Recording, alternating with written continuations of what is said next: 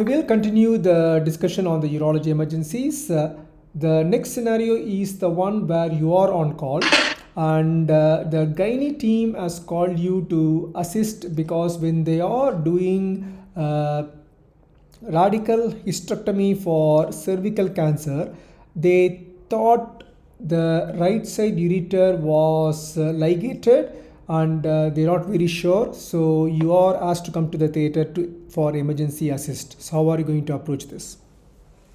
So I will approach this as a urological emergency. I will assess this patient as per the ALS protocol of ABCDE. I would like to go to theaters and speak to the surgeon performing this procedure as to what has happened. Was there any difficulty in this procedure? Was this procedure being performed for a benign condition or a cancerous condition? Any previous surgeries this patient has had, any local radiotherapy or any other treatment this patient might have that might affect the local tissue, recurrent tissue, followed by a quick past medical history, including inflammatory bowel disease that might affect further treatment option, and any significant past medical surgical history, followed by allergies. I would then want to have a proper assessment of this patient's bilateral ureters. I would start with to see now that the patient is having this gynecological procedure. I will see if I can locate the ureter and follow it up and down towards the bladder as best as possible. I would like to do a cystoscopy and retroquick studies on both sides with an image intensifier in theaters to make sure of the patency of bilateral ureters. Okay, as a feedback, there is no need to say ALS for every scenario in an emergency table. So this patient is already anesthetized and on the table. So there is no need for you to go for the advanced life support, ABCDE. Those things will be already under the care of the anesthetics. So if by saying that for every scenario, you may exhibit as if you are more monotonous, you are not specific to the scenario. So always address to the specific scenario. You're not reviewing the patient in A&E or in an emergency situation. This is an elective situation where you can just focus on the urology. For example, one of the statement you said is, I will ask about the inflammatory bowel disease, which will help me to decide future treatment option. So obviously, you have something in your mind. Like for example, if the patient needs a ureteric reconstruction with the ileum, that will be getting impacted. So exhibit it. Okay, so don't say a sentence so that you are exhibiting that you know, but you're not exhibiting it fully. So when you're the same sentence in the same duration, you can say that I will inquire about irritable or inflammatory bowel disease conditions, which will help me to decide in case if the patient needs any ureteric reconstruction with ileum in the future. Something like that. Okay. So okay. Don't make the examiner to ask a question on what you said. Your answer should be absolutely full. That will give more weightage to the answer, and the examiner will always progress rather than staying on the same thing what you said. And intraoperatively, it's an open hysterectomy. For example, you don't have to do the contrast study on the opposite side. If the opposite ureter, the gynecologist is confident and you can see that the ureter is normal, you don't have to bother about that. So your first aim is to locate the side of the ureter which is under question and to make sure what is the level of the injury, and from there you can take it forward. Say for example, if the following up the right ureter, it is found that at one place the ureter is tied with a suture, and so how are you going to approach that? If the ureter is only tied and it has not been dissected, then I would inquire, assuming that this is done for hemostatic reasons. I would like to take this tie off or cut the suture, control hemostasis. Yeah, so it's as simple as release the suture, make sure the ureter continuity is maintained, wait for some time to see whether the peristalsis is crossing the doubtful area. In the extreme, if there is a question or if there is no confidence in the peristaltic or continuity, you can do a cystoscope, do an RGP. If there is a discontinuity or if there is a hourglass effect due to the previous suture, you can put a stent. Okay, so always explain to that level so that the examiner is confident. Okay, he is able to cover everything. Plan A, this is the one. Plan B, this is the one. If this is happened, this is the one, like that. How will you approach if there is a good length of the ureter got injured due to use of a harmonic scalpel which is used for hemostasis? The injury of the ureter is dependent upon the size and location of this injury. If the ureter that is involved is more than 3 centimeters in length, and the position is proximal ureteric injury, the options of repair is going to be a primary ureterostomy. Alternatively, if that is not possible, then ureterocalistostomy, followed by, if there's injury of the distal ureter, then the options that we have for repair is a psoas hitch, body flap, and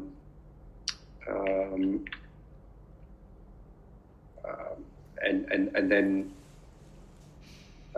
if there's complete ureteric injury or avulsion, then you can do ileal interposition or even auto-renal transplantation. Okay, ileal interposition and auto-renal transplantation is extremely rare to bring in a very emergency situation. In a patient who is on the table, anesthetized, and the ureteric injury is secondary to hysterectomy, mostly it will be a lower ureteric injury. So you should bring the lower ureteric injury as the first possibility and explain psoas hitch or Bovary flap or combination of both. And in the rare scenarios, if the injury is in the proximal ureter, I will consider for end-to-end ureterostomy, or I will try to mobilize the kidney so that I can gain enough length for ureterostomy. Those are all the usual things done in an emergency setting. Ureterocalicostomy or ileal replacement or auto-renal replacement, the happening in emergencies is extremely rare, and I don't think anybody is doing it that routinely. You can keep them. I will think about those things, but they may not be the ideal choice in the emergency setting because you need to involve the patient consent and everything. And how the Bovary flap works, what is the principle behind it? So Bovary flap involves tubularization of a part of the bladder to form a tube that is extended onto the distal aspect of the native ureter, and the width of the distal ureter should be larger than the width of the proximal part of the Bovary flap, and sometimes Bovary flap is done along with psoas hitch. Yeah, I mean, it is usually good to do it with psoas hitch so that the tension on the Bovary flap is nicely taken away by the psoas hitch. And as you said, the main explanation is the broad-based tongue-shaped flap from the bladder, so that the diseased ureter is nicely bypassed and the ureter is reimplanted in the end of the flap from the bladder. Bovary flap is quite good and can reach even up to mid-ureter or even up to L3, L4 level based upon the bladder capacity of the patient. And if the injury is only in the lower ureter within say 3 or 4 centimeters, then a psoas hitch should be more than enough. And how will you perform psoas hitch? The psoas hitch, I would like to dissect the pedicle of the bladder from the contralateral side to give it more room to move onto the affected side, followed by lifting the bladder up and stitching the bladder to the psoas tendon. And then the bladder is opened and under 2 stay sutures, and then the distal ureter is anastomosed to that area. Okay, in Sovasich, when you're taking the suture, you need to make sure you're not injuring the genitofemoral nerve, that you need to bring it in. And when you're doing only Sovasich, you can do a extraperitoneal extravesical ureteric reimplantation. There is not necessary to open the bladder. By sparing the contralateral pedicle, you are getting a nice swing of the bladder to the affected side. Once you have nice length, you can do the Sovasich to save the bladder in a very relaxed, non-tension manner, and you can reimplant extravesically, staying outside. It's intraperitoneal surgery, staying extravesically. You don't have to open the bladder for reimplantation. But if it is Bovary flap, obviously the bladder is open, because the flap means the bladder is opened anyway. Okay? Yes. Okay. How are you going to exit? The surgery is done. You have done a Bovary flap, nice non-tension repair. What is the exit strategy? So the exit strategy is I would like to leave a urethral catheter and a pelvic drain and a suprapubic catheter as well. I will then want to clamp the suprapubic catheter in about so once the drain once there's not much fluid in the drain can be removed, followed by removal of the suprapubic and urethral catheter. Usually it can take about 10 days to 2 weeks. Okay, so you have drain which is removed if there is nothing drainage is happening. That's good, maybe 24 to 48 hours. You have suprapubic catheter and periurethral catheter. Which order you will remove? I would normally clamp the suprapubic catheter first and remove the urethral catheter first to make sure the patient is passing urine urethrally without any issues, followed by removing the suprapubic catheter last. Okay, so these patients are indirectly a medico-legal issue at a later date. So you need to approach as if the patient is a medico-legal complaining patient.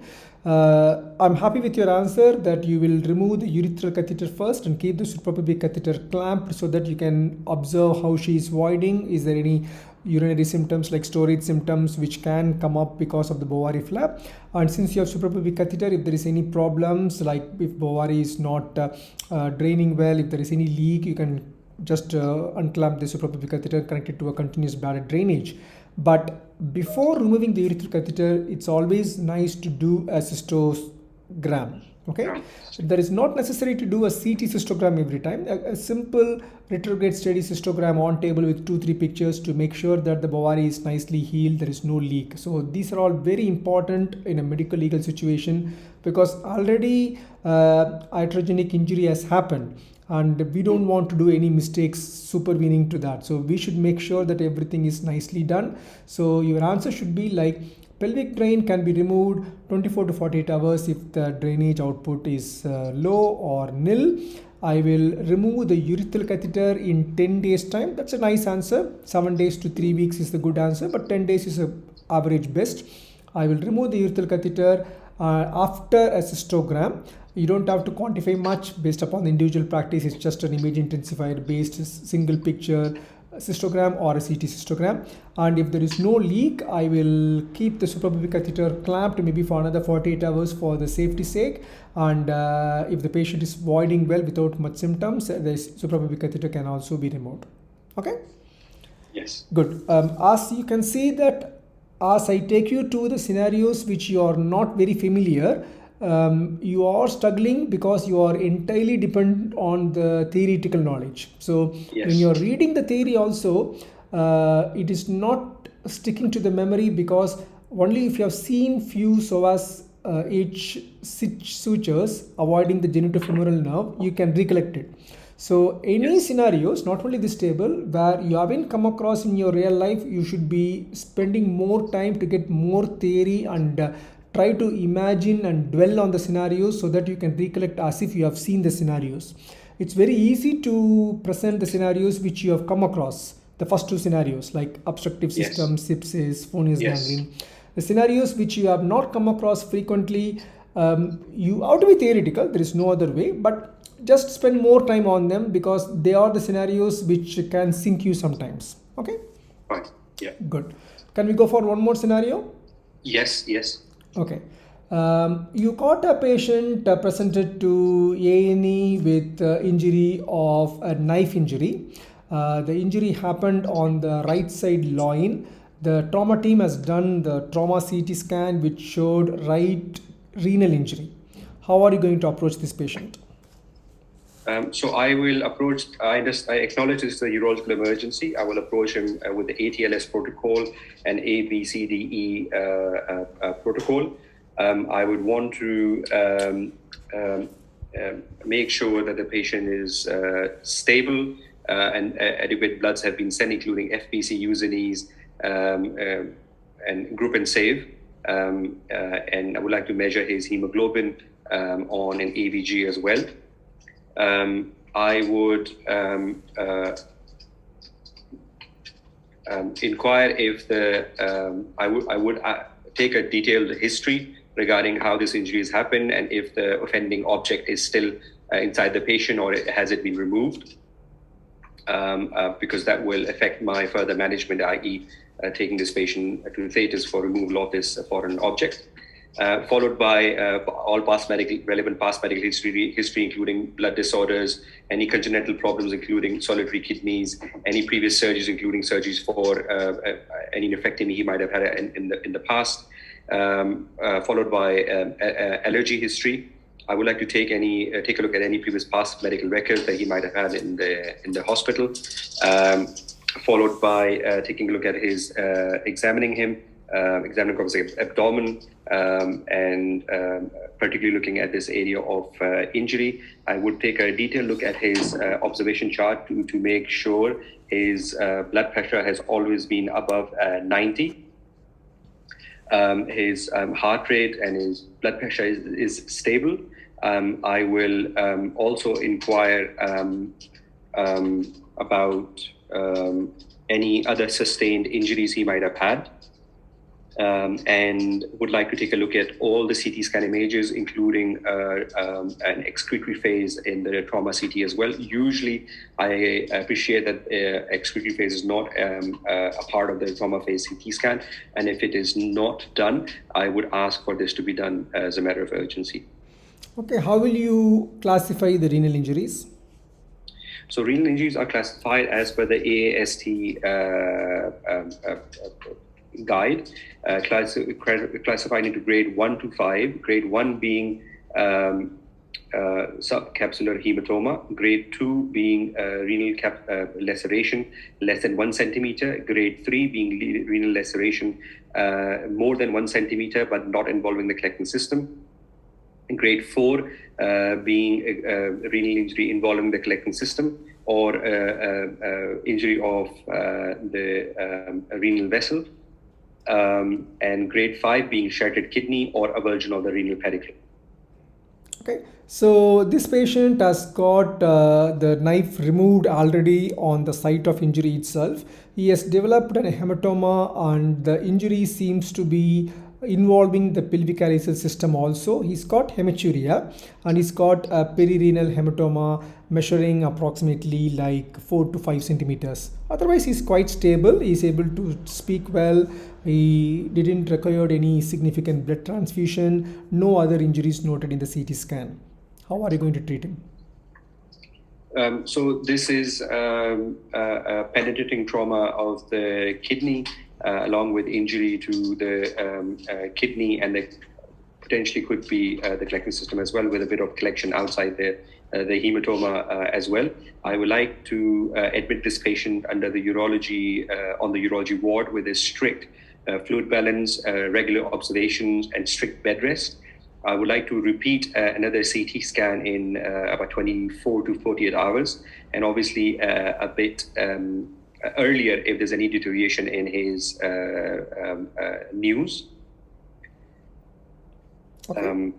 When will you decide the patient needs to go to theatre for any reasons, or how will you differentiate between intervention and conservative management?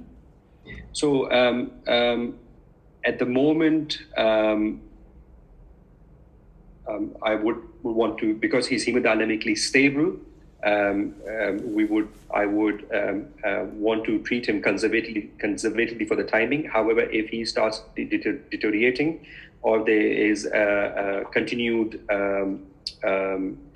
contrast extravasation from the renal tract, there's expanding renal hematoma or collection, perinephric collection that he has had, then I would take him to theatre versus offering a radiologically guided embolization of his renal vessels.